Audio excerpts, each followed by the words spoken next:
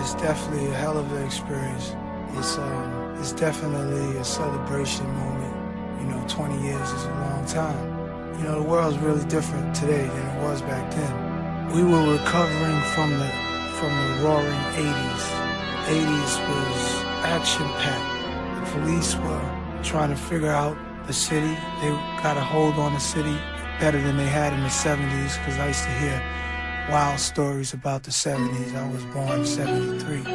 I remember it just slightly, but it was a different place from, 42nd Street, Times Square to the Bronx, Brooklyn, Queens, Harlem. By the time the 80s hit with, crack and the economy in New York was really bad and just getting better in the 80s.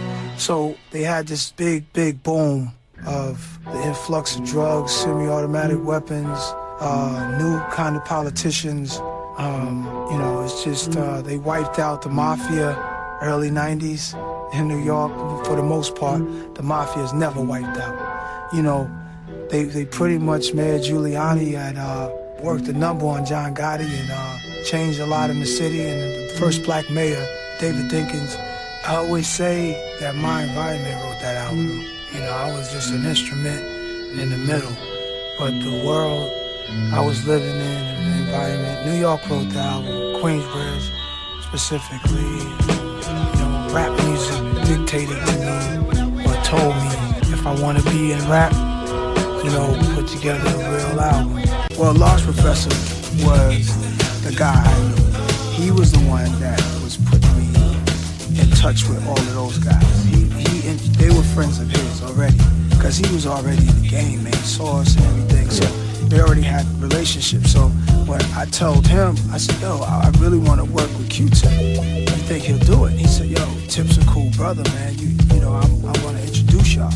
So I was like, all right, cool. So it just was a matter of time of whatever Large Professor, was ready to make that meeting. Mm-hmm. And when he made it happen, he brought me to Tip's crib, and Tip already had the idea for me. He had One Love, and he played it for me, man. And he played the sample, and he's like, yo, it sounds like you can make a song about my summer vacation.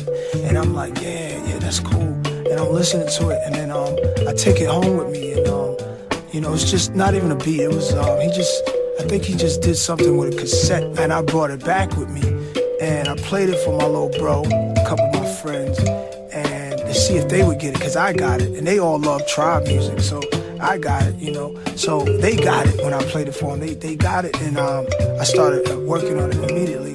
One Love, I had the idea to write about, letters that I would get from, I'd never seen some of the guys that I knew from the block. Their penmanship, I never saw them write anything down before until they were locked up. And now I have these letters where they were forced to write, or they got someone else to write it for them, or whatever the case may be. And they were writing, I felt like, that it spoke to me. So I wrote that song just the way life really was, writing your friends in prison. Large Professor introduced me to Pete and brought me down to the famous basement in Mount Vernon. And, it's dark down there, and if I could remember correct, there was records in crates, 2 turntables, his beat machine and everything, and he was just really focused on his work. And he had so many ideas that I was just happy to be there. The first day, I don't think he played me The World Is Yours. I think he gave me, I'm not sure if he played, you know what? He gave me more than one beat at one point, because I was just so happy that I can work with him. He had Straighten It Out. That was killing. And I wanted something like Straighten It Out. Everything he did was just so incredible. He gave me a bunch of beats, and I didn't use them, but some of those beats wound up on one of CL Smooth and Pete Rock's album. And sometimes we don't see their vision. I tell you what, when he gave me The World Is Yours, I saw it right there. I knew what it was. Albums like this in rap was never done before, and especially with a new guy. So here I am, this new guy, and I get to have Q-Tip, Premier, and Pete Rock on my album, on my first album. It was like, and no one had seen nothing like it before. So I can't tell you how lucky I was then and how lucky I am now. I knew from the verses that I put out live at the Barbeque with Boss Professor, Akinelli, and Fatal.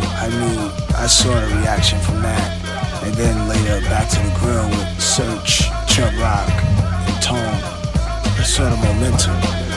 I knew the anticipation was heavy. So I knew that I had to approach the record in a serious way, because I had the people's attention. So I went into that album knowing that it had to be great, because you only have one chance to make